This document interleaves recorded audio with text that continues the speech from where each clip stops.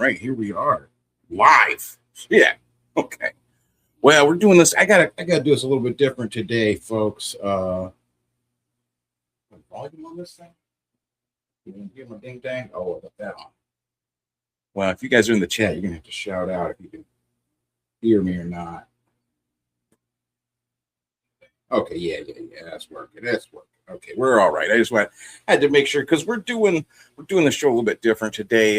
It's not a full comic show. I'm just gonna be playing the recording for my my local politics. Actually, went down. They had the county commissioners today. You were at having a meeting and all about the AI data centers. You know, everyone's all upset, worried about the AI data centers. Well, that's what they were there to talk about today. So went there and recorded it because, you know what I'm saying? Like, no one else is going to be there recording stuff. You're just going to rely on, like, maybe next week the newspaper might cover something about it and you're just going to get, you know, some like scrawled notes. So I think it's better to just have like the actual recording. It's just like an audio recording too. You know what I'm saying? I'm not trying to get in people's faces like, I got my camera on you. I give my camera. You know what I'm saying? Like, I'm not kind of that dude. So anyways, you know, I'm just going to play the recording. I'm going to put, here we go. I'll put the little coffee talk. That's the county commissioners, JP, Catherine, and Casey. Shout out to all of them. They did a good job. You know what I'm saying? Like, I could tell, like, going in there, you know, like, I don't know how many town meetings and stuff you guys ever go to, but it was definitely kind of like a hostile attitude from some of the people there. You know, they were all angry about data centers or there's a jail project that they're working on that people are going back and forth for you know. So, you know what I'm saying? Like, and you see these town hall meetings on YouTube and stuff where people are all going crazy and throwing chairs and screaming and stuff. And like, I mean, I knew that wasn't going to happen. Like, it's not that kind of town. But, you know, I figured just for posterity's sake, you know, and it seemed like a good turnout. A lot of people were there. And like I said, the commissioners like them, love them, or whatever, you know, they presented their information. You know, shout out. They did a good job. Yeah, and I got it. Get down, kitty cat. My cat's going crazy already. Okay, yeah, I'm gonna pull my thing out of here, and so I'm just gonna play it, and yeah, we'll just do that, and then I'll come back in. It's like an hour or so long, so you know, if you're watching on Twitter and the Facebook, shout out, you know, and then it'll be on the YouTube later after it gets turned into an audio thing and everything through the anyways, here we go. We'll just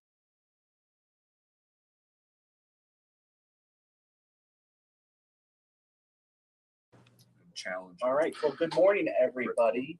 We're going to go ahead and get started. It's 5 minutes after 10. I want to thank everyone for coming to our Coffee with the Commissioners event here in Conneaut. So this is actually our third Coffee with the Commissioners this year.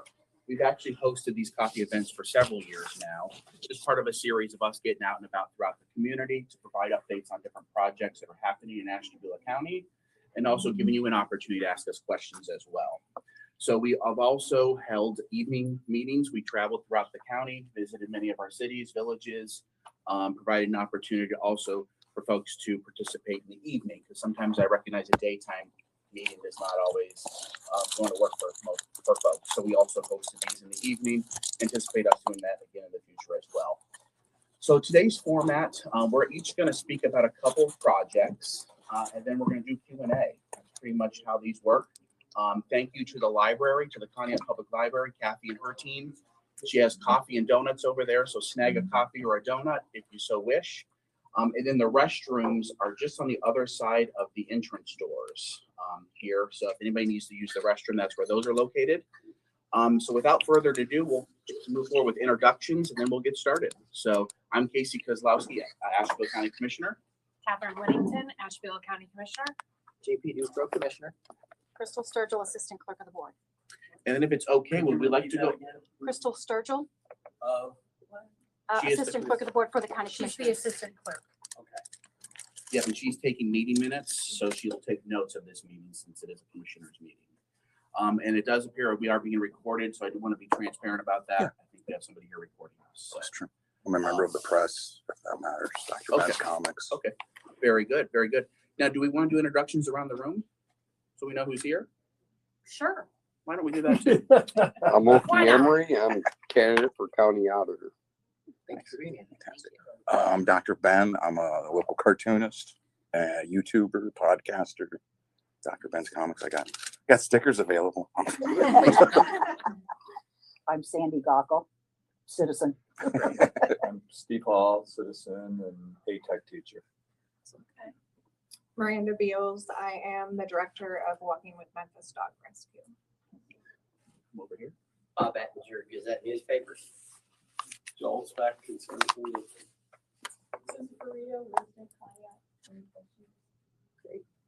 Lori Campbell, concerned citizen, substitute teacher at Maya City Schools. Great. Christopher Tarvika. Gail Hollister, Ashtabula, concerned citizen. Marion Barbato, Ashtabula, retired, concerned citizen. Nick Sanford, city manager. Hey. Thanks for coming, Nick. Mike Barr, Field representative. I'm Mr. Lee. I am Kathy Capitella. I was gonna skip her. Who's the leader of the club? Yes. I'm Nina Thurman, and I'm an executive assistant here at the library. Just shaking band of heathen. Great. Well, thank you. Again, thank you all for being here today. And Kathy, you missed it, but we did thank you for the coffee and donuts. So thank you so much for that. They sure do. They sure do. Yes. And before we start, is there anything that you'd like to mention? You know what? You guys are here on the very blessed day of the year. Some may say it's Christmas morning. It's not. It's the first day of summer reading. And so it's, having the county commissioners here today and all day is perfect. And that's why you'll be reading a book and helping pick us off at 11:30. And then starting at 1 o'clock, we just have so much going on, so many different events and signing kids up for summer reading and getting kids excited about reading for the summer and also having some leisure time to do the things that everyone needs. Yes. And obviously the theme is Disney. She's just not, Yes, Oh, yes. I forgot that I had ears on. I just want to make it clear, Kathy, and I'm going to speak for Nick over here. We appreciate the library Yes. and everything you've done. Well, You girls are doing a great job. No, and listen, the library is, we just talked about this the other day, the library, we welcome community conversation. And a matter of fact, Conneaut's going to be involved with a few community conversation projects that will be part of the America 250. Okay. And I hope if you like talking and that you enjoy having community conversations and really about visioning, right? And about thinking what the future holds for us and how we all want that to be. And we're going to hold some space for that late summer and in the fall. Well, awesome. Again, thanks for having us today. And I should mention, Nick, anything you want to add since we're in the city of Conneaut? No, welcome everybody, commissioners, welcome. It's good to see you guys again. It's familiar faces, of course. Yes. I was proud to serve as Director of Environmental Services to the board from 2015 to 2020. And it's good to have you here in Conneaut. When can we see Big Boy? July 12th and 13th. We were very excited to have Big Boy here this week. It's estimated we have about 6,000 here in the city of Conneaut. That's awesome. Very exciting. That's very good. All right, well, so we'll go ahead and get started, and we'll have Catherine kick off with a couple things, and then we'll move to JP, and then I will finish, and then we'll move on to questions. Great, thank you. First, I want to talk about STEM camp. Several years ago, the commissioners were approached to start a summer STEM camp for the 5th and 6th graders. I didn't quite know how we were going to do that or what that was going to look like. The first year, we partnered with AWT to actually make that happen. What we quickly realized is that nobody knows our community better than our stakeholders. And so the following year, we decided that we would leave AWT and start our own STEM camp. With that being said, the community stepped up, stakeholders stepped up, and we put on our very first STEM camp. The only year we took off was, of course, COVID. I'm proud to say, as of today, we have expanded our 5th and 6th grade program to 7th and 8th graders. So we now run 5 camps altogether. We have 3 weeks of 5th and 6th grade, 1 week of 7th, 1 week of 8th. Our 5th and 6th graders, we have agricultural and food week, we have robotics, and we have mad scientist week. So what we do is each day, Monday through Thursday, we actually take field trips to local manufacturers. Greg Myers from Growth Partnership comes in prior to the kids leaving and talks about the manufacturer that they're going to that day. We've partnered with ATEC to host us there, as well as Country Neighbor, who provides us our summer foods. So the kids get free lunches while they're there. And then, of course, the Gazette and provides lunches for our family gathering on Fridays. We partner with Job and Family Services, the U.S. Congressman Joyce's office, and many others that we partner with. The camp runs approximately $25,000. We garnered about $14,000 in grants this year, and the rest was off of in-kind services donated. We keep our camp at $35. We are up $10 since we started. If you go to STEM camp in Lake or Geauga County, you're going to pay anywhere between $250 and $400 per child. And we know that's not feasible for our families here. We also offer scholarships for our kids and families that can't afford that $35. So we're very thankful to all our manufacturers, to all of our stakeholders that step up and help us provide the STEM camp. We are looking to expand to 9th grade. I wanted to do that this year. The stakeholders felt it was best that we wait another year, and that will completely close the gap from 5th grade to high school once we add the 9th grade camp in. Moving on from that, and we serve roughly 115 kids through the camp. So very, very positive group. And we have a lot of returning students. So they start out in the 5th grade, and we have ones that started in 5th grade that are now in the 8th grade camp. And so it's exciting to see as they move through the camp. Moving on, one of my other big projects that we are working on is a county-wide dog shelter. We have a responsibility with the Ohio Revised Code that states we are responsible for dogs at large, which is 955 code for the Ohio Revised Code. So we've had contracts through the years with APL.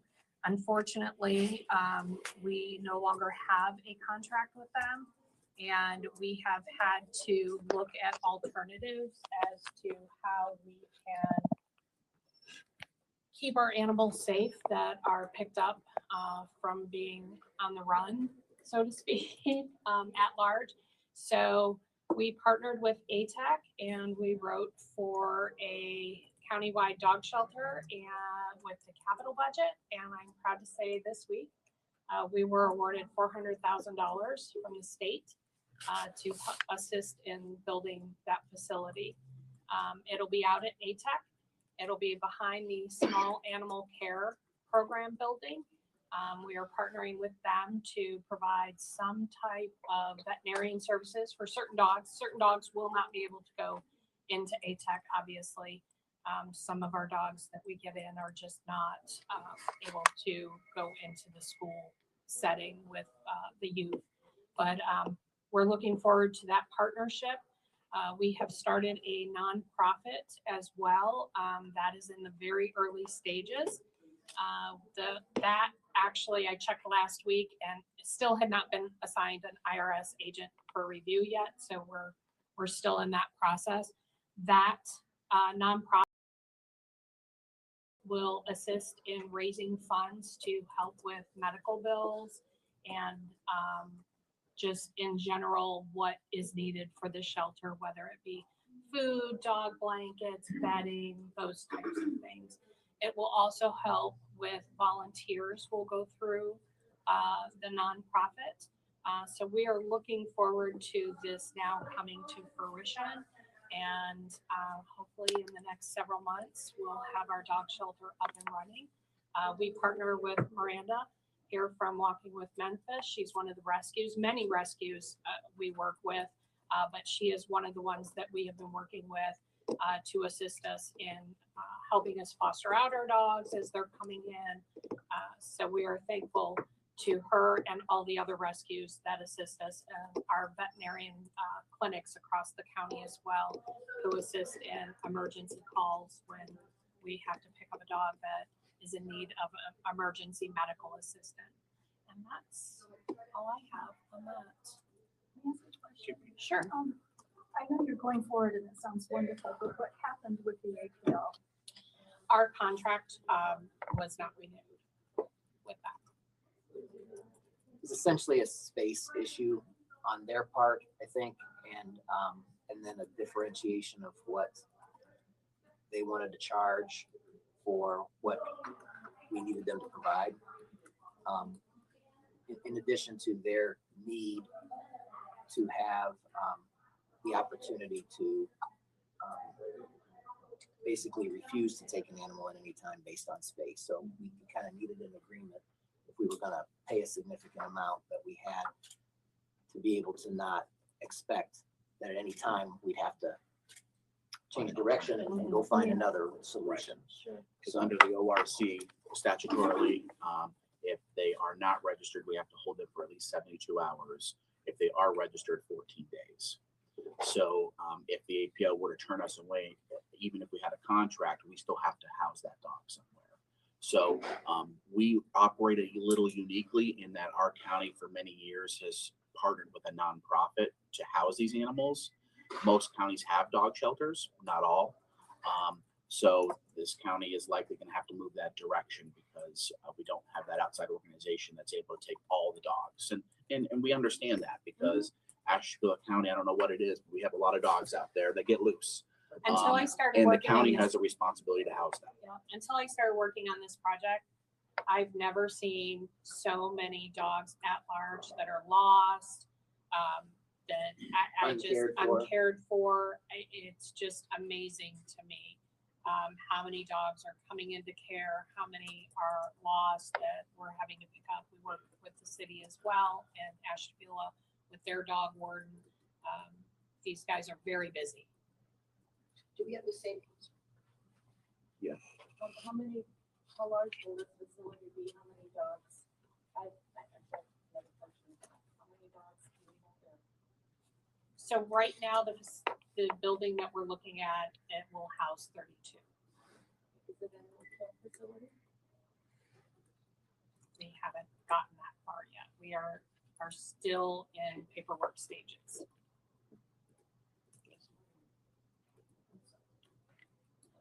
I have a question. What portion or how much of your budget is designated for neutering and spaying?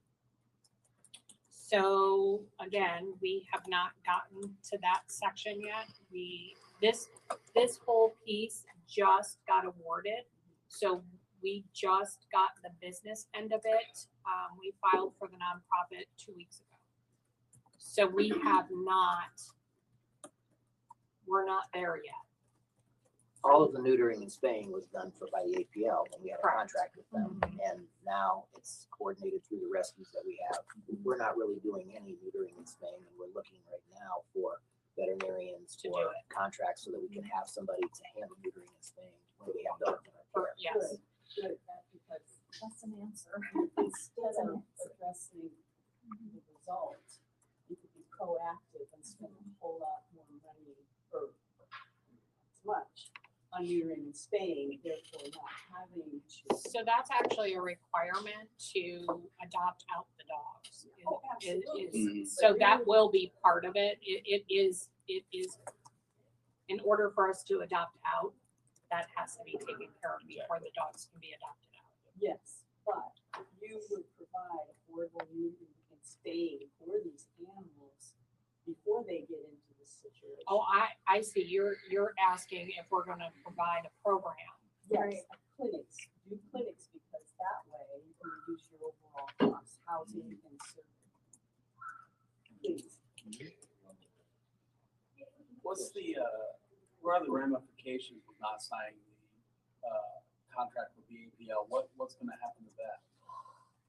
The APL will continue to operate as their own nonprofit organization. They're an independent organization of the county. They're a nonprofit. So do you have a structure in place for personnel operations that's gonna do this, or are you guys gonna handle this? As far as the operating of it? So it's being built out now. I get that. Do you have a plan in place, so how you're gonna, I know you're looking at volunteers. No, we'll have employees. We currently are in the process of hiring kennel workers. So that process has started. That's through our HR department. I believe there's been 8 that have been identified that have been offered Pre-employment. offered the position and going through pre-employment right And now. they'll be covered under the grants? The or grant, is the $400,000 capital is strictly for building, Okay, so this will be coming out of the county budget. Mhm. which is what, But recognizing we don't have the APL contract anymore. So right, that would have been an obligation that we would have paid. So now some of those Balances dollars will out. be are being used. allocated towards this. And balances out, so. Yes. It will be more expensive to operate our own shelter than it was with what our contract was with the APL. Sure. But with what the APL wanted to charge or felt they needed to charge With a new with their contract. proposal, I think we're hopeful that we'll be able to do Under it well this. within that amount. Is this in the future an opportunity for students to gain their community service hours by serving? Totally. Because, and especially like agriculture, Yep. but Mhm. this again will be a learning experience for those who are considering animal husbandry in the future. So we are partnering with ATEC with their small animal care, and those students will actually be taking care of the animals that are coming in. So they'll be doing the well checks. Right. We're looking at microchipping, all of those things. So we're partnering with that education piece. So they will actually be hosting classes with the animals that are coming in, that we can have them work with. Obviously, we've had some dogs that are difficult, and they can, we're not going to put the students in that position. But yes, there is an education component to it. We will also be looking for community service that's on our list, not just with students, but also potentially with the courts, partnering with them as well if there needs to be any type of community service down there. So, All right, JP. sorry. You're fine. No, those were good questions. Yeah. Thank you for asking. So I'll touch base on a couple things. One of my major projects since shortly after becoming commissioner is working on broadband expansion in Ashtabula County. I know you folks here in Conneaut are exceptionally fortunate to have Great Wave Communications, who has made tremendous investments here within the city and beyond. But there's a lot of people in Ashtabula County, especially in the southern rural parts of the county, that don't have any option for internet service. And so we're trying to find solutions to that. Currently, there are 5 different grant programs, 4 through the state of Ohio, and 1 that is a national program for building out projects with various providers here in the county. And the federal program, the BEAD program, broadband expansion and accessibility. I always forget the acronym. But that funding that was appropriated to the federal government and states all around the country. Ohio's proposal has been accepted and getting ready ready to begin going out for bids on that, which should fill a lot of the remaining gaps in broadband service. There is an expectation that there will still be some little Swiss cheese holes around the county, and we will continue to work on trying to find opportunities that we can get those folks served through a combination of, fiber would always be the first preference. If we can do that, that's what the majority of our grant dollars has all gone to. But there may also be some fixed wireless solutions or satellite solutions or things like that that might be the only opportunity that people have. So one of my goals, as long as I serve as a commissioner, is always going to be to get affordable and reliable internet access to every address here in Ashtabula County. So I think that's critically important to us being competitive, not only for quality of life, but for education, for economic development. We all know how we're just relying more and more on the internet for connectivity and all aspects of life. So lots of things going on that front, and probably within the next 18 to 24 months, I think you're going to see thousands of more people having access to internet that didn't previously here in Ashtabula County. So we'll keep you updated on that. If you have any broadband questions, feel free to reach out to me, and I will be happy to do my best to get you an answer. Water and sewer also is another thing I spend a fair amount of time on, developments through our Ashtabula County Environmental Services Department that handles water and sewer service to the unincorporated areas of Ashtabula County. Lots of different projects going on. I think this week we awarded, or we had 5 either bid openings or bid requests scheduled out for environmental services for projects. One of the major ones that should be upcoming in the next 60 days, hopefully going out for bid, is sewer service at the interchange at 193 and Interstate 90. The Kingsville, or they call it the Kirk project, it was sort of spearheaded by Fred Pierce Rulin, and he coordinated a lot of the folks in that area. I think there's 29 parcels, 19 different property owners. But that interchange is the only interchange in Ashtabula County that does not have sewers. And if you notice the development that's happened at 534 in Harpersfield, and as well in Austinburg at 45, here at Route 7, once sewers were placed in those areas, you started to see development. Kingsville hasn't had much, and this lack of sewers is a big part of that. So we're incredibly fortunate to get with the support of Dave Joyce and our federal representatives, $2.2 million, and we got $1 million from the state of Ohio. We are very hopeful that that's going to cover the entire expense of that project, so there won't need to be any assessments for getting sewers to the front of those properties there. All of that will be pumped to an existing wastewater treatment site on Green Road across from Ashcraft, very close to the APL. And so there's some opportunities there for upgrading that facility and hopefully expanding it so that it could possibly see more development in the future. So we'll looking forward to that, but we've got an interconnect at Route 307, or along Route 307 between 534 and Route 45 that's going to connect those service areas to provide backup and redundancy in case there's ever a break. People south of 90 then don't end up losing water service. We've got a water tower in Harpersfield that's about to get built. We just did some work on 307 over in the Jefferson area. We've just done some work on Lennox New Lime Road. There's a lot. We're upgrading the facility at Coffee Creek in Austinburg, expanding that. Just a lot happening in water and sewer service, which is certainly important to long-term growth and economic development. And then I guess the third thing I'll touch on is the 250th celebration. I've served as a commissioner that is been working on that for this year and trying to bring awareness to all the things that are going on around the country, even around the state, around the whole United States. It's our signature event is going to be on the 4th of July in Jefferson. You guys are still having fireworks, I believe, here in Conneaut, right on the 4th, which has been a tradition. But we would hope that you'll come down and spend some time in Jefferson at Giddings Park.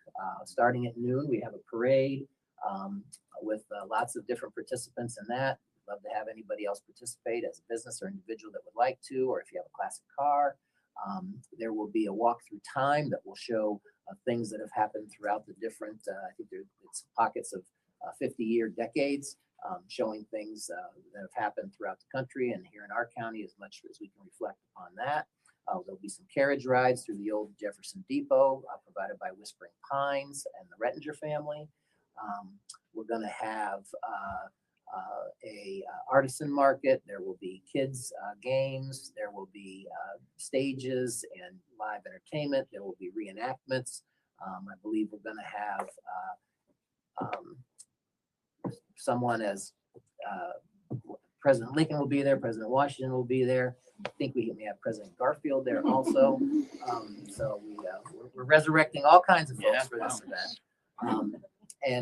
So lots of exciting things going on. So before you come back to Conneaut, maybe for your fireworks, we will have fireworks too there in the village that evening.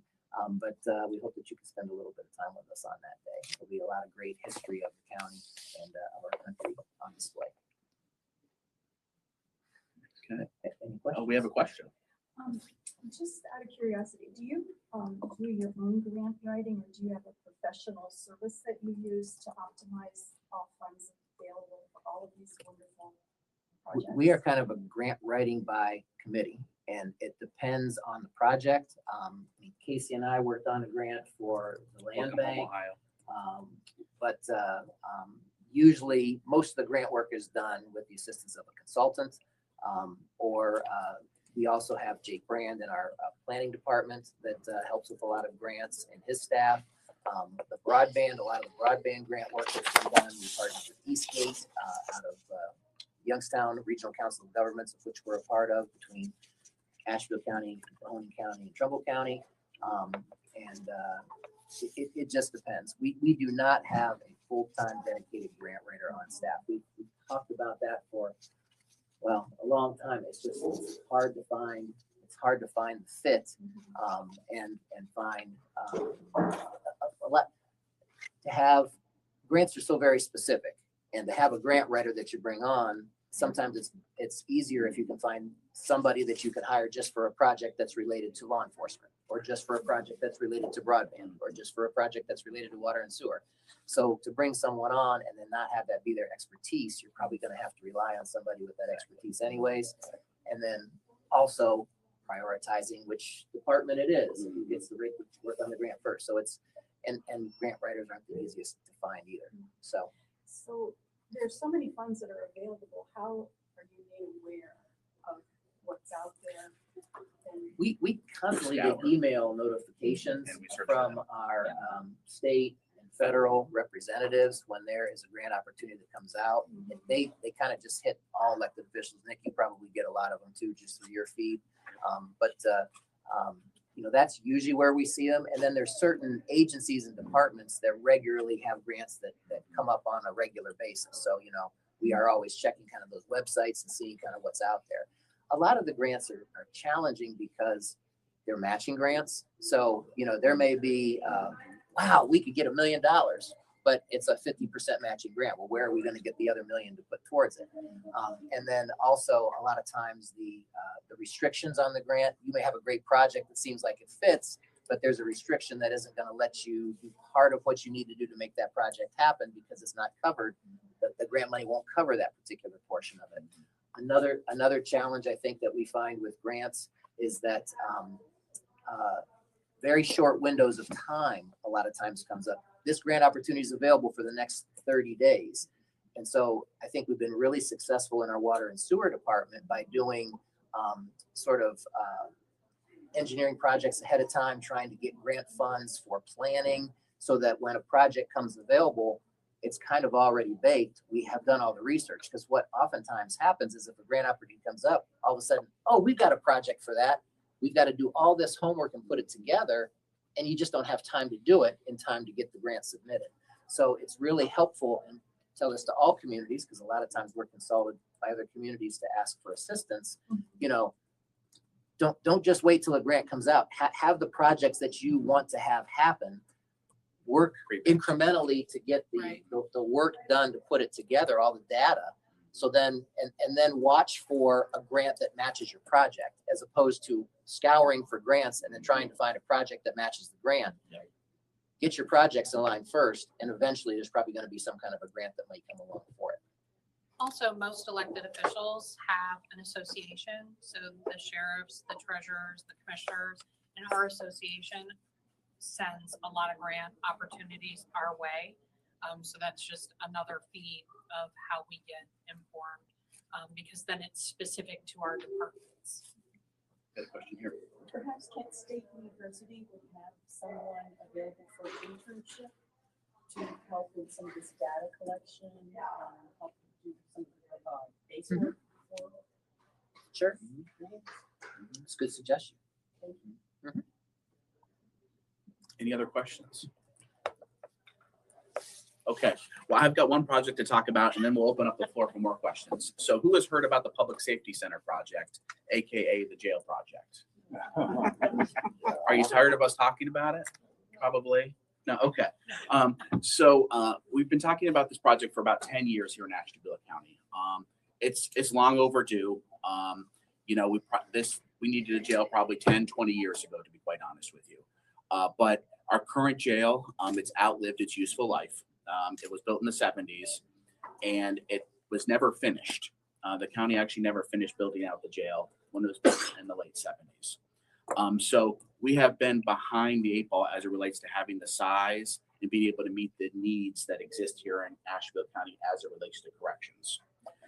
So over the last several years, we have been working hard to bring this project to fruition. We have saved funds to be able to move the project forward. So we actually saved $15 million in ARPA funds. It's primarily from ARPA funds that we received a couple years ago. If you recall, shortly after COVID, municipalities, counties received CARES Act funds, but then also ARPA funds. So the ARPA funds, rather than spending most of those funds, we knew we had an upcoming capital project. So we banked a lot of those funds to be able to put that as a down payment on this jail project. We also worked hard to look for every possible grant dollar. So you mentioned grants. We applied for every state capital grant that was made available to us for jail projects. We finally were successful. I think it was on our third try. We secured $15 million in state jail funding through the Department of Rehabilitation and Corrections. So if you're doing the math so far, that's $30 million that we have to put towards the jail. We also were successful in reallocating an additional $250,000 in state capital funds towards this project. And then we also have a grant pending with the federal government through Congressman Joyce's office and Senator Marino's office. They both have it on their final list. We applied for $5 million in federal funds. We're hopeful that we're going to hopefully receive 4.1. That is what the committee has, I think, brought forward for consideration, $4.1 million that we'll be able to apply towards both the jail project and our dispatch center. So we have also secured an architect. DLZ is the architect that is designing this facility. Granger is the construction manager at risk for this project. The plan is for us to build this jail just adjacent to the existing sheriff's office in Jefferson. So if anybody's been to the Board of Elections or the sheriff's office, there is an employee parking lot area that's right next to the BOE or just north of the sheriff's office. That is where the new jail will be placed. And you're probably wondering, well, what are you going to do about parking? Because we're taking away a lot of parking. If you've visited Jefferson, you've probably already recognized that there's a parking problem. There's a shortage of parking spaces. So we're cognizant of that. So we actually acquired some property just west of us on Walnut Street, 3 homes. That's going to allow us to expand our employee parking lot area. And then we also are putting an employee parking lot just in behind the old title agency and the credit union there on East Jefferson Street in Jefferson. So that will actually more than make up for the lost parking as part of this new project. The new facility is planned to be approximately 55,000 square feet, roughly 220 beds, 220 beds. Now that is subject to change because right now we're working with our architect through the design phase, but also our construction manager to get what that final number is, what that total cost is going to be. I'm sure if any of you have worked on a construction project recently, you've come to realize that every day project costs are going up. Every day that we wait, this project is costing more and more money. Very cognizant of that. So we're working through that right now to find out what that final number is going to be to move this project forward. Highlights of this facility, it's going to be much more operationally efficient. So currently we operate a multi-story facility that requires staffing on every level. It's probably one of the most efficient ways that you can operate a jail. One of the most inefficient and one of the most inefficient ways of operating the jail. This style would be more dorm style. You'll be able to operate with less staff, being able to monitor more inmates. So that is where most counties are moving as it relates to correction space throughout the country. We'll also have additional programming space. That is something that we lack right now. I think we all recognize that when folks come into our county jail, we want them to become productive members of society again, right? When they come out of jail. We're unable to do that right now. There is just not the space in our current facility to be able to dedicate for services for folks to be able to get the help they need while they're there. So right now, unfortunately, they're committing a crime. They're likely committing a crime again, and again, because there's no help for them. And the county's not looking to get into the help business. There's a number of already providers that exist throughout our county, the state, and the country that offer this programming, these services. We want to be able to bring those services into this facility so we can get these folks, back on their feet and productive again. So that is really the goal as part of this facility. But it's also going to be restoring accountability in part in our county. Right now it's commonly known that if you commit a serious crime, there's a strong potential sometimes that there's not room in the jail. And I don't want to be known as the county where you can come to Ashtabula County and get away with it. There sufficient correction space is necessary. It's a core governmental service. So that's why moving this project forward is so important. So if the stars align, we'll ultimately break ground on this facility in roughly February, March of next year. It'll take about 2 years to build. So we hope to be up and operational in early 2029. So that is the plan right now. Did I cover everything on that? I think so. It's been very important for us to be transparent about this project. So you can actually follow a webpage that we've set up. It's ashtabulacounty.us/public safety center. And we've hosted a couple public forums sharing all of the information so far on this project. If you're unable to make those meetings, all the information that's shared at that meeting is put on this website. So I encourage you to visit that website, get all the information that you need. There's also a fact sheet. So some commonly asked questions, you can view those there. Or if you have an interest in bidding on this project, it has contact information so that you can reach out to the construction manager. Or if you have a question, you can also submit a question to us as well. So I encourage you to take a look at that website. So that is all the projects that we want to touch on here today. Now is the opportunity for us to open it up for questions or comments. And we'd be happy to answer those. And it doesn't have to be on the topics we spoke on. It does not. It can be on something new. So go ahead. I have a kind of a suggestion maybe for the county jail annex, if you will. Maybe consider locating it to the west of the building to be able to capitalize on solar to heat this building. That's a solar design. And also maybe consider isolated construction, which is very efficient. Also, if you're going to do, let's say, a one-story facility, would it be feasible to have parking deck on top? Because it's for something else, but parking deck on top, that would cover underneath parking or underneath, right? I think there's some different ways to approach this. I saw the most recent rendering. The proposal was on the, I believe, the north side of the building with a wall of glass. that's going to do you, that's going to be a real cost to heat this building.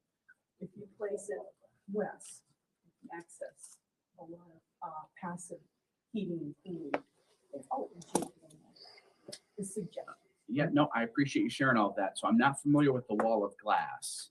The wall of glass that was on the northern, there was a rendering, there was a floor to, You're saying the whole side was glass? the whole north elevation. No. I wonder if that's maybe just It was a, how it whatever, possible. Yeah, whatever. there is not a whole wall of glass. I can assure you of that. Okay, yeah. Because the one thing that we want to be very cognizant of is for this to be the most cost-effective design possible, Right. while still making sure we meet the needs for our facility. I'll Absolutely. take another look at that rendering and make sure that something wasn't put in correctly there, but I can assure you that the design doesn't have that big wall of glass. And we, yes, have had conversations with the engineer about being operationally efficient. So from an energy perspective, making sure that we're as efficient as possible with the usage, natural gas, electric, all of those things. We even talked about solar. So as you know, at the federal level, there were some changes made where solar is not necessarily as, there aren't some of the incentives out there that existed before, but it is something that has been part of a conversation. So I can assure you we've looked into that. Now, as it relates to parking, it's a great question because I get that asked a lot about building a parking deck. So an above ground parking deck, the cost per parking spot is about $20,000 to $25,000. Yeah. Per I know. space. Per space. Per parking Yeah, spot. Underground is even more. So unfortunately, that is cost prohibitive, but That we was- did look at it. That was one of the We did. first things we did We look did at, look at it. because we felt that having either above ground or below ground would be able to maximize the space. And when the figures came back, 20 to 25,000 above ground, Almost double below. double below.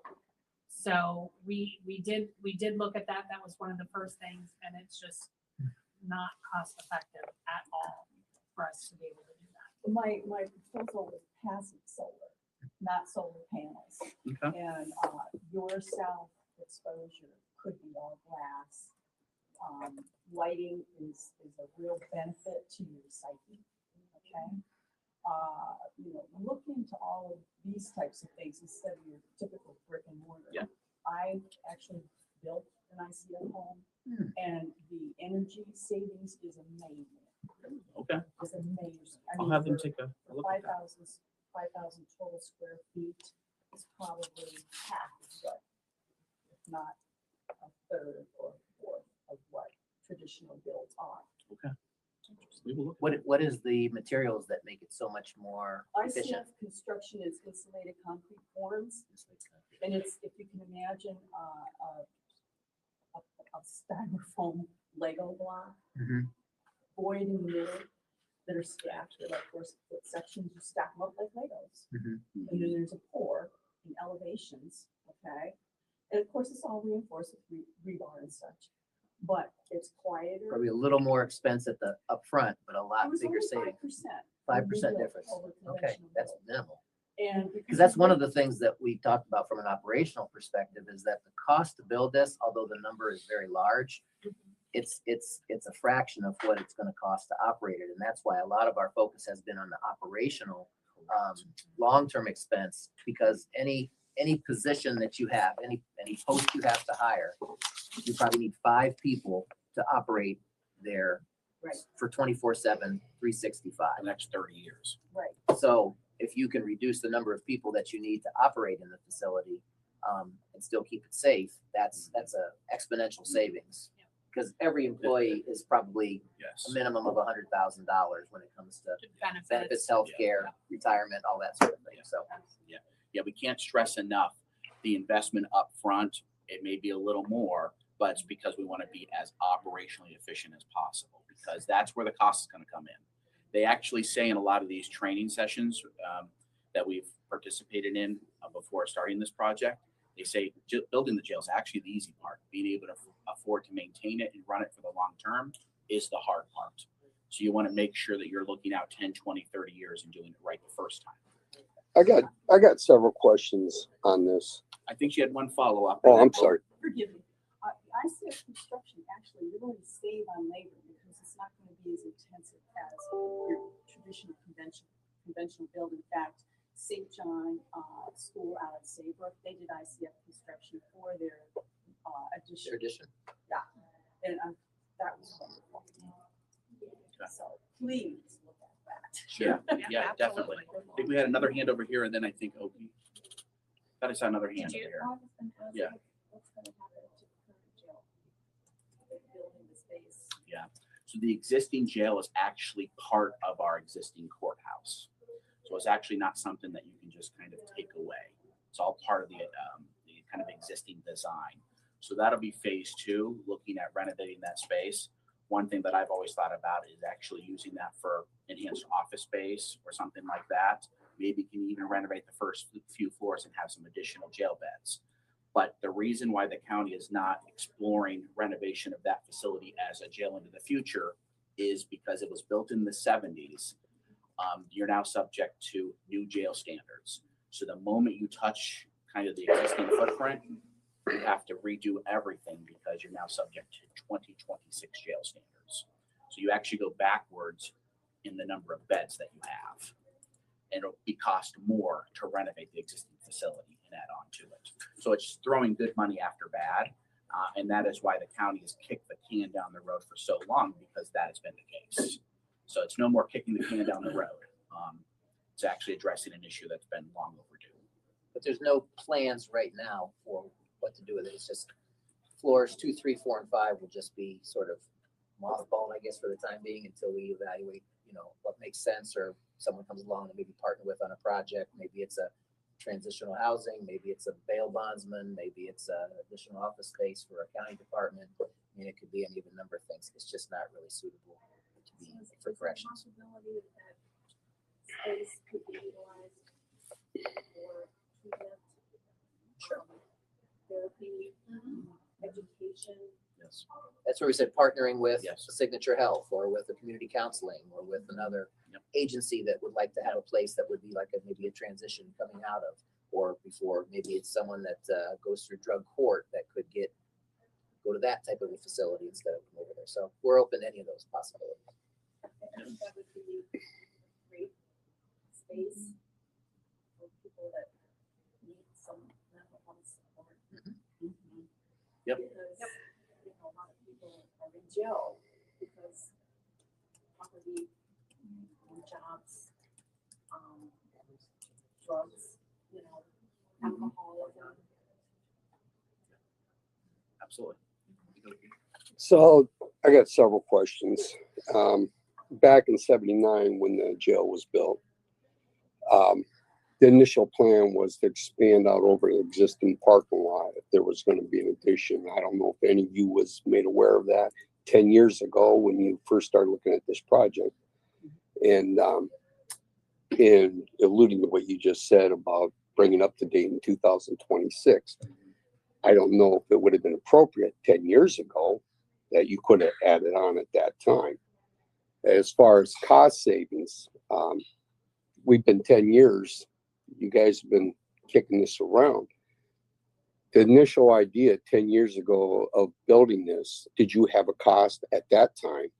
And how much has it gone up to present? Yeah, so we actually conducted a study shortly after I came on board, and it was over $10 million to look at just bringing some of the issues that exist with the current jail up to par. Expanding it or renovating No, it? just renovating it just to address some of the structure. Right. I knew the idea was to expand it because we definitely don't have the room. That was in Correct. what, So that was 2014, 2015. So you added 10 years later, you can imagine what that number is. But it's always been the issue. If you then renovate that space to add additional space, you are now subject to 2026 jail standards. Right, I Or get whatever that. year you were doing. Right, Each I bed get has that. to get bigger and all of that. So how much more money do you want to throw after bad rather than looking at new build? So after evaluating both the cost of messing with our existing facility or a new build, it was more cost effective in the long run for the new build. Correct. But what Because you took have so to- long to make that decision? Funding. Funding. The and we funding did took go- that long? I mean, We did wait, go out to funding. the taxpayers for a criminal justice sales tax Mhm. that was defeated. Yeah. So we had to go back to the drawing board. So it wasn't that we've just not done anything for 10 years. Mhm. It's been a lack of It's been a lack of funds. And once the residents defeated the ballot initiative, we had to go back to the drawing board to start figuring out, okay, now what do we do? How do we started saving money, and then we were very blessed with the ARPA funds. Do you have any idea why the taxpayers didn't pass the funding for it originally? Well, I mean, there was some confusion on when you guys initially started this as far as the placement of the jail. And there was a lot of pushback, if I recall. And, you know, you think maybe that might have alluded to this being kicked down the road? I personally don't think folks wanted an increase in their sales tax. Yes. That's my personal opinion. So, Mhm. And I respect that. I absolutely respect Sure. that. So, and I've made a commitment when I first ran for commissioner that I would never impose a sales tax increase. The voters should have the ultimate say on that issue. And they said, no, I respect that. I think a lot of these things should be decided by the voters, especially as it relates to their pocketbooks. So that's why I think it failed. And If you look at the track record of the sales tax, anytime that the commissioners have attempted a sales tax modification, it's never passed. so then this comes back down to your grant writing abilities. I think you did pretty good securing $30 million. That's very good. Yes. But what's going to be the cost of this now? Yep. Do we have an idea? That's what we're looking to get right now. So a couple of years ago, we were at $650 per square foot. Mhm. We know it's gone up since then. How many square So- feet's going to be? It's approximately 55,000 square feet. Yep. So that was the number then, but we know it's more now. Oh, yeah. We know it's more now. So just the cost of material, the cost of Like labor. you said, all every of that. day. So we're waiting for that final GMP. And of course, we're being transparent about this. So when we have more numbers to share with you, we're going to host our public meeting and share that information. We've had 2 so far, and we'll continue to do that just like we've done in the past. And we do daytime and evening. So if people are at work and can't attend the daytime, we have the exact same meeting in the evening. So the same information is shared. So when we do hold public meetings, there's a daytime and evening, same information. Very good. On Tuesdays. It varies, but I think the last 2 have been on a Tuesday. No, one was No, Monday. One was a 'Cause Monday. it was- Monday. No, it was election day, so it It wasn't. was Tuesday. Are they recorded? No, No, because Putting them on YouTube? the audio, if you've been in our commissioner's room, it's been a little hard as it relates to being able to hear everybody that asks questions. So we share all the information that was shared there on our website. So you have all the information there. Someone's We're not welcome on to come YouTube. and, someone's welcome to come and scan it, record it, or broadcast it if they would like to, but the acoustics in the room are, we've tried to improve them, but they're not. They're not the good yet. best. Just They're the not- mic for public commentary? I mean, oh, we Well, have, we've got all the information there on our website. Yeah. So okay. yeah, we're not hiding anything. It's all there. It's like a giant concert hall in there. Yeah. yes, that's a good way to put it, Nick. Yep. Did you have, you said you had a lot of questions. I didn't know if you were. No, I think you answered my questions. Appreciate it. Yes. Well, that answered one of my questions. I was asking about evening meetings. Yep. So making it accessible to those that have to work during the day is crucial to transparency. Exactly. I am wondering if any of you have signed an NDA with Growth Partnership or any companies concerning data centers or power data centers. Have there been any signatures through? No? Okay. One more thing then. Well, actually, Mr. Ducro, are Growth Partnerships meetings public? Are they recorded? executive Are we session. available to attend? Those are executive meetings. I don't know if it's a membership only. I think the Growth Partnership meeting is a membership meeting. Even though it's a nonprofit working with a public entity? I don't know. I would probably ask Growth Partnership. We're not the host of those meetings. Correct. But you're attending them. Yeah, I mean, I Yeah. attend as a commissioner, as a representative of the board. Well, We're, you are on the board. Yeah. So is Mr. Sanford. So I would reach out to either Greg Myers or James Mayer. James Mayer, who is James Mayer? James Mayer is the board president.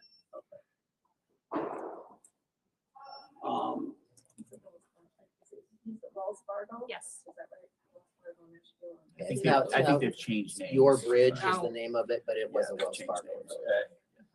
Last, hypothetically, if a data center comes into Ashtabula County, I mean, how are you going to protect its citizens in our environment? What ideas, you're going to offer abatements, especially after we're seeing that, there's a 40-year contract right now with 3 big data center companies that are paying huge amounts of money. $1 billion sales. over budget, $1 billion over budgeted in the Yeah. first year Yeah, of a 40-year contract right. by abating the sales tax. I mean, these are extraction corporations and they want to take everything that's vital to Ashtabula County. How are you going to protect us? So I take my job very seriously. I'm a lifetime resident of Ashtabula County, lived here all my life. So don't plan to go anywhere. So when I make decisions that I feel are in the best interest of Ashtabula County, of course. So I would treat this project like I treat any other and do certainly the due diligence on any economic development project that is being considered. I don't think we just write a blank check, right? And say, yeah, sure, go ahead, develop here. We're gonna do our due diligence. So I would think that this would not be any exception. We would treat this project like any other economic development project. Look at the pros, look at the cons. Where are there opportunities for us to make improvements maybe to the proposal? What are the concerns that need addressed? We need this done, this done, this done. So I think you would treat that like you would treat any other economic development project. So would that mean then no NDAs, keeping it public, transparent? How would you provide those to us? So none of us have signed an NDA, so I think that speaks volumes. And then this board But has quite honestly, tried. I don't think we've ever signed an NDA in my 10 years as a I haven't. commissioner. I've never Well, that's For signed good any, enough. any for any No. company, For for any any. project. No. project to any And company. we have by leaps and bounds taken steps to be more transparent as Board of County Commissioners. The prior board, I can't recall traveling meetings, daytime and evening. I can't recall allowing you to participate virtually in our work sessions at the commissioner's office. It's on the calendars on the website. You can participate virtually. Or in person. And these coffee events, I don't recall those happening before. So we get out there talking about projects and we're not afraid to ask questions. If you come to a commissioner's meeting, you don't get told you have 30 seconds to speak to us. You're allowed to address us and ask questions, provide comments. So we encourage you to come speak. We will make sure you're heard. And if there are issues that you're bringing to our attention that need addressed on a respective matter, we will look into that and take action if necessary. So in recent articles, even dating back into 2025, I mean, there's been discussion of power and data. Are there companies coming to Ashtabula County trying to build a data center, So at this time, no project has been presented to us. That's correct. even through growth partnership? No project's been presented to us. No project has come before the I commission. do believe that there are inquiries. I think that that's not a secret, that there are companies that are inquiring about projects and looking But at no project has evaluating been no presented. project. sites and looking at options, but I don't know There- any specifics of any project. There is a number of inquiries that Growth Partnership, the Port Authority, governmental organizations get as it relates to potential economic development project. Those come in almost daily. Well, and my concern comes from Ohio Revised Code 9.66 subsection, where that was just approved in March, that economic development entities that are part of councils or anything that's dealing with economic development can work with an entity that gets exemptions, and they don't have to follow the same sunshine laws. That's the concern I have. So as I understand, I think there's a special provision that allows for an executive session to discuss some elements of economic development.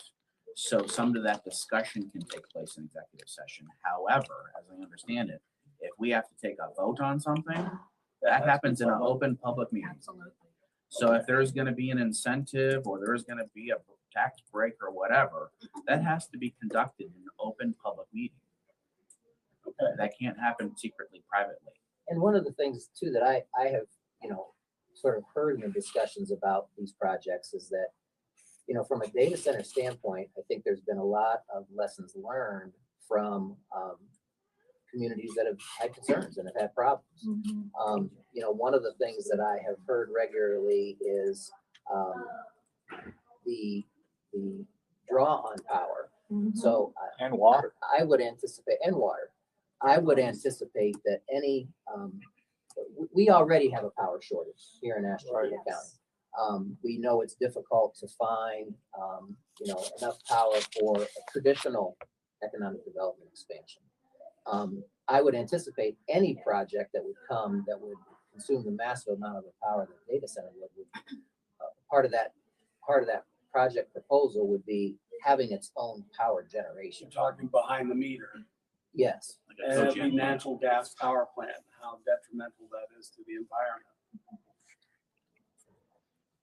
Noise pollution, environment, the particulate that those things spew out, not to mention the massive amounts of water for cooling. So in what, I can't speak to, where something would be located or what their source would be, but I know in Ashtabula at Plant C, we have a permit for 200 million gallons of water a day for industry, for, whatever type of needs would be out there. We currently use about 25 million.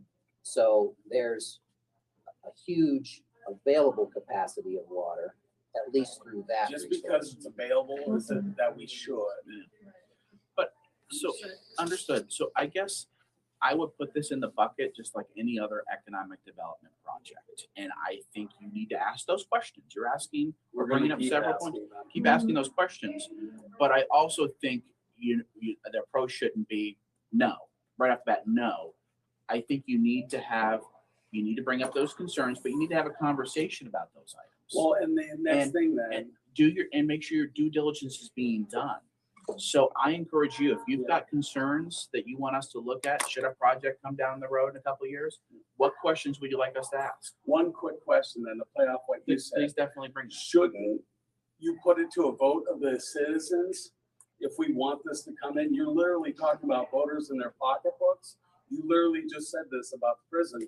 Shouldn't we also have that same voice in something like this?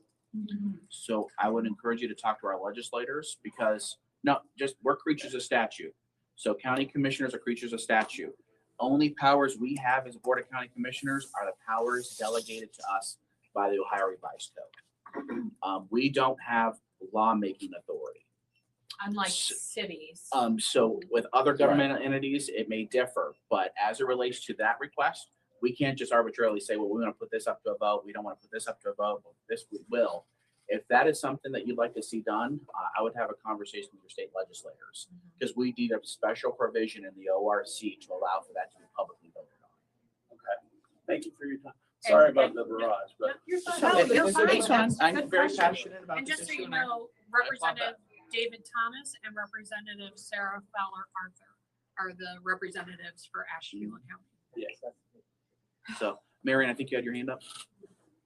In California, they have less data centers than in Ohio. And their population is 3 to 4 times more than us here, over 11.1 million. Yeah, about 11. Isn't that insane? Why would Ohio allow this many data centers into our state? This is what's really getting to people. When you look at the size of California as opposed to the size of Ohio. I think it's fairly obvious answer to your question, Yes. and that is that these companies have done their due diligence. They're targeting poor communities Yep. with underdeveloped economic opportunity. And they're going to places without a whole lot of control and low information citizenry. So And they I are intentionally targeting places they think they have a good chance to get in there. I And think they that's have. obvious. So I think it's a little different. I think the reason that they're looking at Ohio is because why is Ohio ripe for development in general? Why do you think? Because government is catering No, to data we're centers. Ashtabula County is within a day's drive of about 60% of this country's population. So if you think about the placement of any type of project, Ohio is going to be in the running because we're within a day's drive of 60% of the US population. Yeah, but data So knows look, no but boundaries. look at a warehouse. it Why is- is there a lot of warehousing in Ohio? That's partly why, because you got to be able to move that product pretty easily to majority of the country. So I think when you look at data centers, that's probably part of their methodology as well. I'm because sorry, I respectfully California- disagree with that assessment. My 2 cents as it relates to why some development happens in Ohio versus California. That's true. But I would also- something for you to consider. I would also suggest just cost of land in general. You know, we have large amounts of land that is available. Farmland. That is, which is gonna be needed. Which will never get back. Right. So going down that path, I looked at what Geneva's been doing with their memorandum, which I think was the right step to take. And I think we're going to be looking at that here in Conneaut. Do you guys have any plans on putting anything in progress to address the data centers as far as the state gives them no tax abatement? Should the county give them no tax abatement? So That's just one Yeah. idea. There's a lot of ideas I that don't we know should if be you've looking been at. I don't know if you've been following legislation the last couple of I days. just want to know what you guys are doing. Yeah, but I guess, again, our powers are what's given to us in the Ohio Revised Code. So you're saying you you're- can't do like what we can do here in You the have city? charter Correct. powers. There's you have charter powers. powers I- are I different see. than us. We are not a charter form of government. We are a county form of Correct. government under the ORC. So anything that we can do is what's delegated to us in the Ohio Revised Code. And if it's not in there, we can't do If it. it's not in there, we can't do it. So I would probably put that in the bucket of probably a zoning. I don't know what provision of ORC you're imploring to potentially do this moratorium. Maybe it's in the zoning realm. We don't have countywide zoning. So each respective township weighs in on their respective zoning issues. And we have Mhm. townships that have no zoning. So we also have a couple townships that don't have any zoning. Right. So again, we'll pose the question to our legal counsel should something be brought forward. But again, we don't have the power to do something that the ORC says we can't do. So, Understand. yes. You asked the question, why are we being targeted here in Ohio, and especially here? We have tremendous infrastructure here. We do. We're blessed We with do. great infrastructure. I have said previously to different people, we really, I would hope, start to focus on really clean industries. Instead of, we realize we have a vast natural resources, but we are in a position to really be choosy about what comes into this area, which means that we can also preserve our farmland and our quality of life here, our health, our well-being. We can become the most desirable area to live, sustainable. Okay, we have all of those cards in our hands. So instead of being quick to jump on some of these things, let's take our time. Do the moratoriums, support the moratoriums, get it on the ballot so that we do get the right to create. And backing up to a question that you asked about NDAs, have any of you been approached to sign an NDA? No. I never have. Thank you. So I think to expand on that a little bit. Sure. So I'm very pro economic development. I want to see development happen. I also recognize that when developers are looking at an area to potentially make an investment, they want to see what the local temperature is like. And they also want to know how welcoming government may be, all of those things. They look at a number of different things. So I can tell you during my tenure as commissioner, 12 years as a county commissioner, any project that comes across my desk, I consider it on its merits. You ask the questions. If there are concerns, you work with them to address those. I would treat this project the same as every other project. I think saying no right off the bat sends the wrong message, because you want them to look at our area, but then you want to make sure your local government officials are doing it right, should they support that investment to happen here, right? So how you can be helpful to our efforts is give us the things you want us to look into should a project be brought forward to us in a couple of years. What questions should we be asking? If there is X concern, how would you like that concern addressed? That helps me be better as a local elected official to make sure that I'm carrying your interests, rather than just saying, no, we don't want it.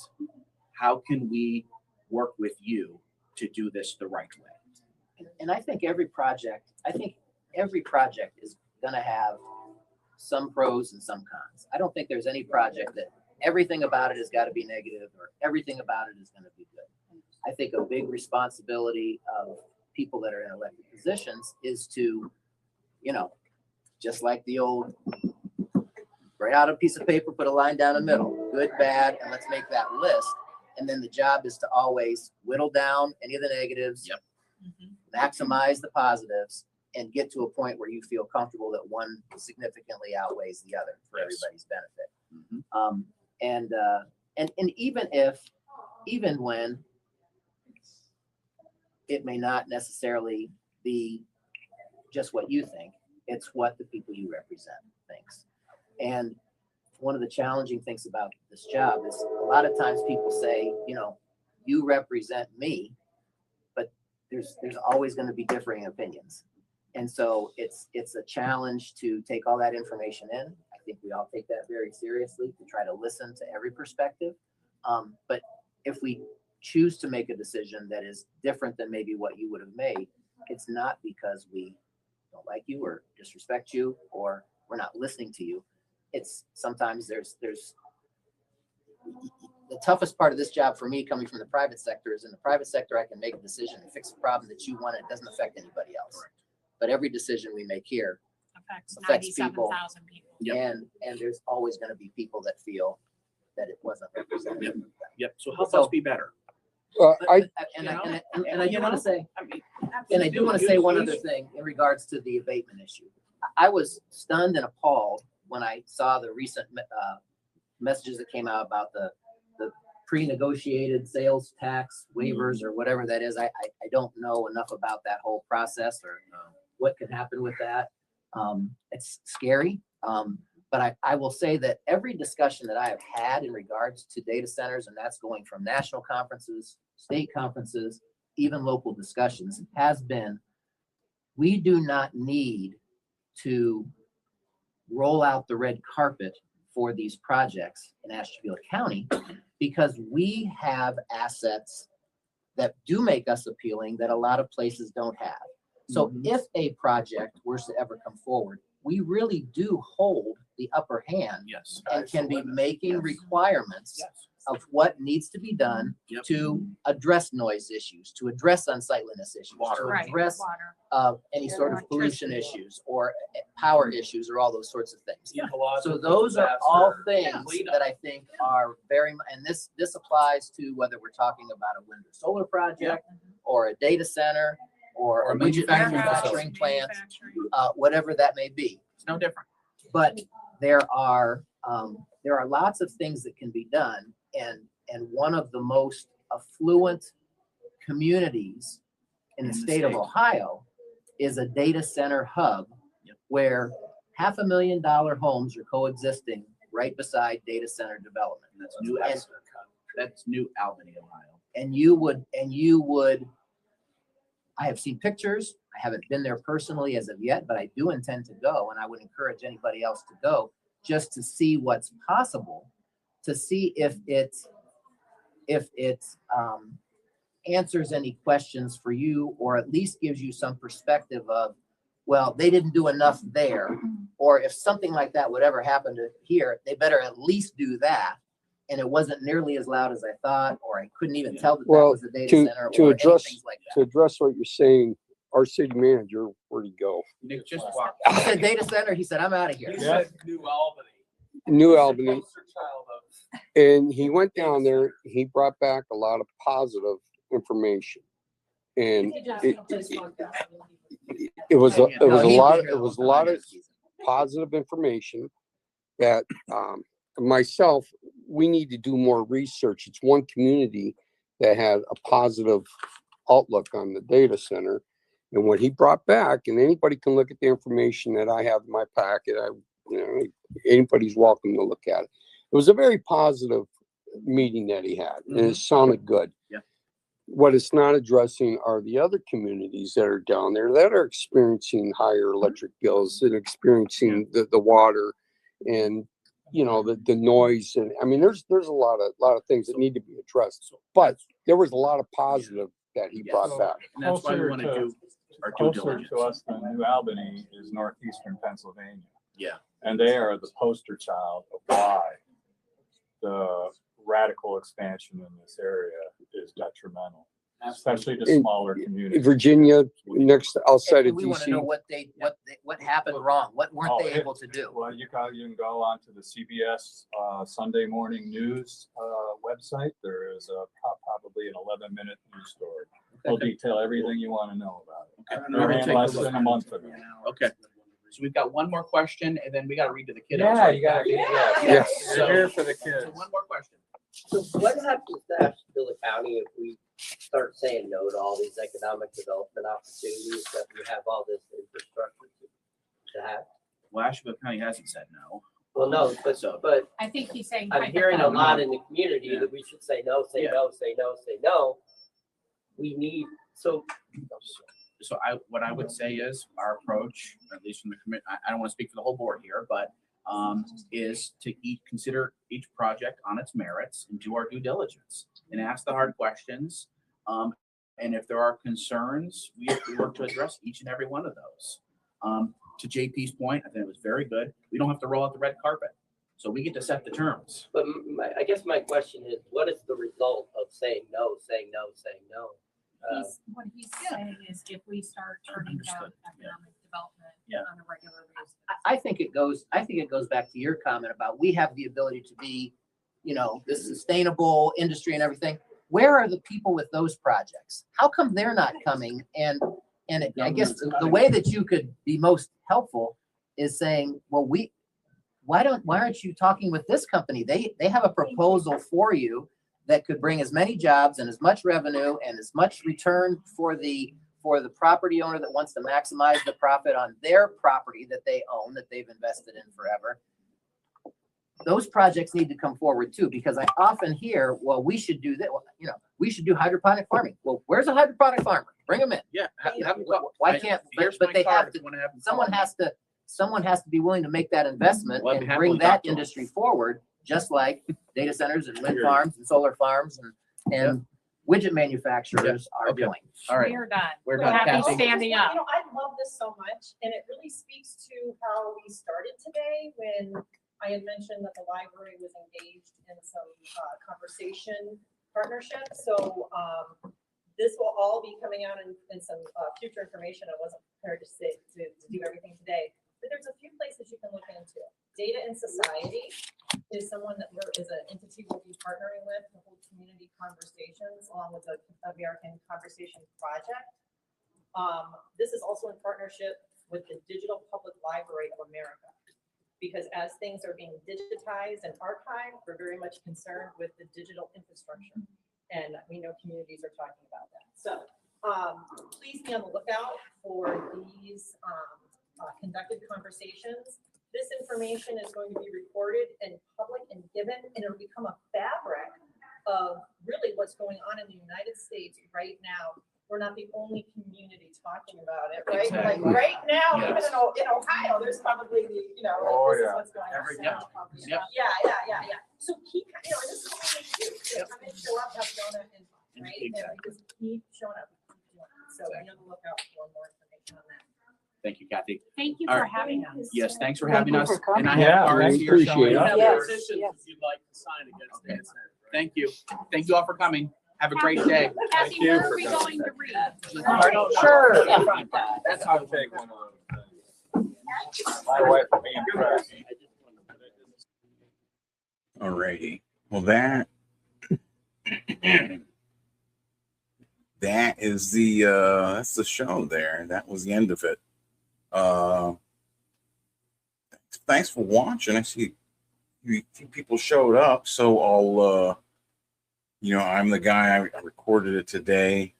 I cover sometimes I cover politics, sometimes I don't. It's politics takes a strong stomach. Usually I make comic books. Here, I'll take this off the screen here. Oh, I gotta take this turn. Son of a gun. There we go. Usually I make comic books. It's my latest, Van Piglet. It's a goth true crime comic. I got issues 1 and 2, both on my my website or my my eBay, my Big Cartel, both below. You get my book of Babies from Hell, illustrations I've had in Ripperologist magazine, the academic magazine of Victorian and true crime, and the notorious Whitechapel murders. Yeah, that's what. Look, you see that Scooter back there? He's sleeping. He's passed out on the couch. I'm waking him up. Oh no, he's waking up. Sorry, guys. All right. Well, that's what I'm saying. I don't want to get too on. I don't want to go off into my normal spiel of comic book stuff too much here. Like I said, shout out to the Ashtabula County Commissioners there. I thought they did a good job of, presenting the projects they're working on and trying to allay the fears of citizens about all this the AI data center stuff. Ashtabula County, we're saying we're not gonna roll out the red carpet for no data center here. No, I'm not sure. Is that what they said? I don't know. I don't want to say something they didn't say. Jesus. All right, guys. Yeah, normally I do we do comic reviews, I do interviews. We had Bosch Foston here on Sunday on the Comics Geek Goth Night. Every Sunday we have Goth Night. It's 9 p.m. Eastern time. We talk about comics, we talk about my stuff, other people's. We have guests.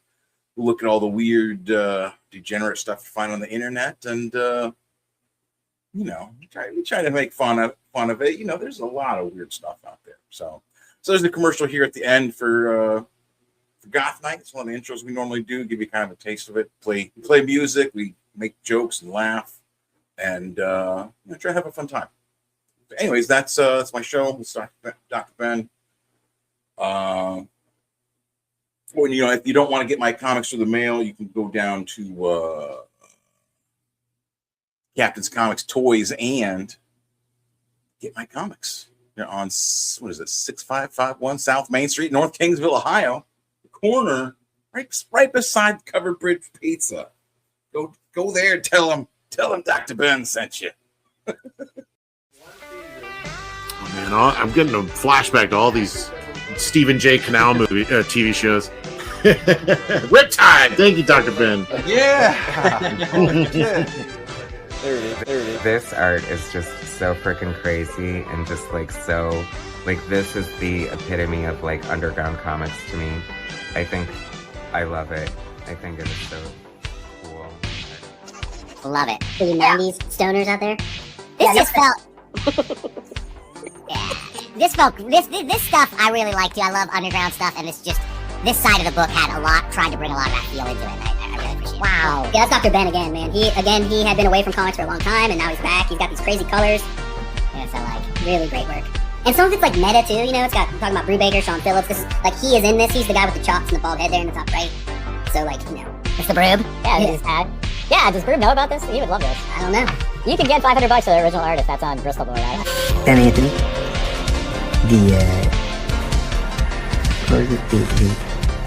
The definition of underground. And hello, Dr. Ben, and I'll shut up now. Thanks a lot. Thank you so much, guys. Somebody's got to be making a list of all this stuff so we can kayfabe perfect it all. All right, next up, the rock star, the one and only Thick Comics publisher, Dr. Ben. It's thick, right? Thick comics. You're muted. Dr. Ben is just yelling, "You're wrong," in caps. All right, but here's my larger.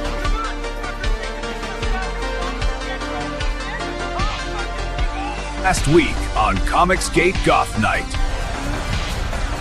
People with head wounds. What are those people with late comic books? Yeah, tons of people with late comic books. They need to be subjected to the Better Business Bureau. And I'm here to say suffer. Even get tired of gooning. Pretty cloudy day himself. Fresh out of church. Fresh out of getting his soul cleansed, so it's time to come on down Goth Night and get it all dirty again. From the church to the dirt. Manny Gomez, and again, I don't want to keep you long. Manny says all you have to do is look up the great comics coming out of the Cartoonist Kayfabe Ringside Seats group. Tell me about this. Have you got a community of new creators or something, or what's going on? No, like we have nothing to do with that. I don't know what that is. All right, fair enough. Yeah, that's some unauthorized stuff. I see, and I understand. That's right. The men will literally blank instead of go to therapy sticker. Fill it in with your favorites. For example, what will you put in?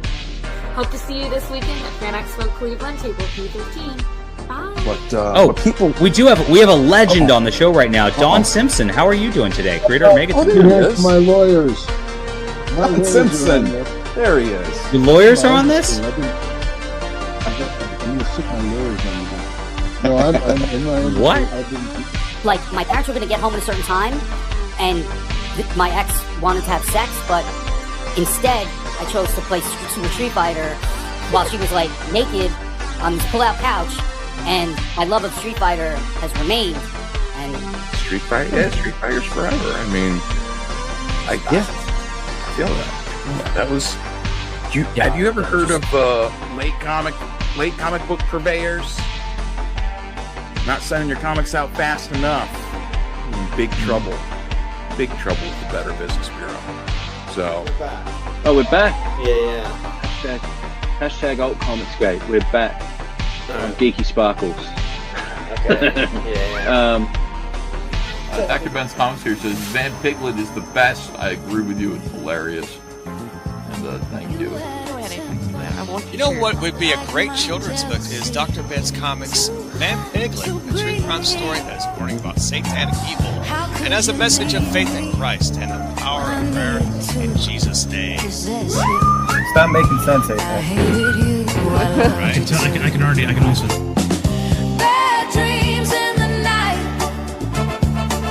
They told me I was going to lose a fight. Leave behind my wuthering heights. It's me, Kathy. Look at this. Trying to keep together here. So much. He's more of a victim than Heather Antos. So give him a sub. It's me, Kathy. Come home. I'm so cold. Yo, dude, you remember me? That Sleep Token concert. I fell down in the pit and you saved me. I do remember you. I'm doing all right. This guy right here is a hero. Oh my gosh, you like Sleep Token? I love Sleep Token. You remember me? That White Monster Energy concert. I fell down in the pit and you picked me up. I do, dude. How you doing? I've been doing great thanks to you. Yo, this guy, he's a real winner. Thanks, man. Oh my gosh, White Monster. I love White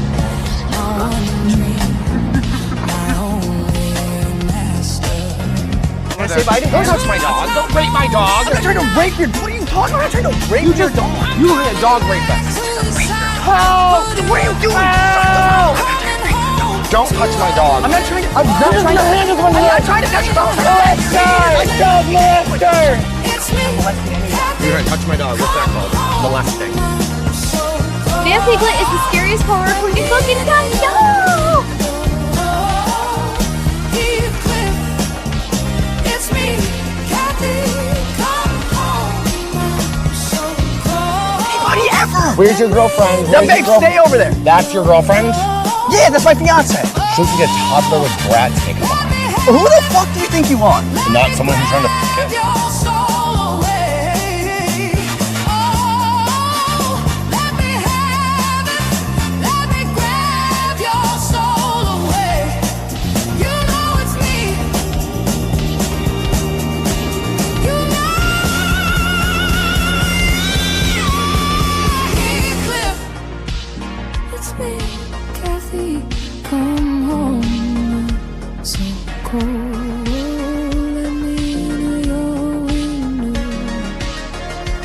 Heathcliff, it's me, Kathy, come home.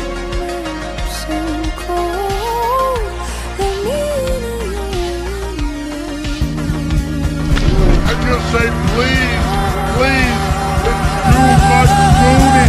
Can't take it anymore. Mr. President, it's me, too much. Kathy, And I'll say no, it isn't. I'm so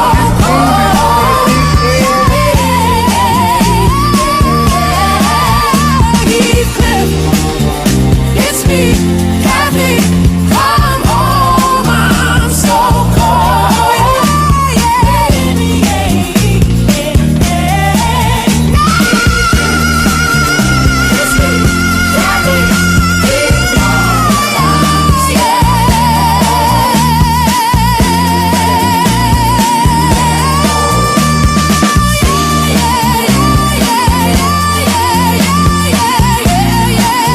If you have a problem figuring out whether you're for me or Trump, then you ain't black.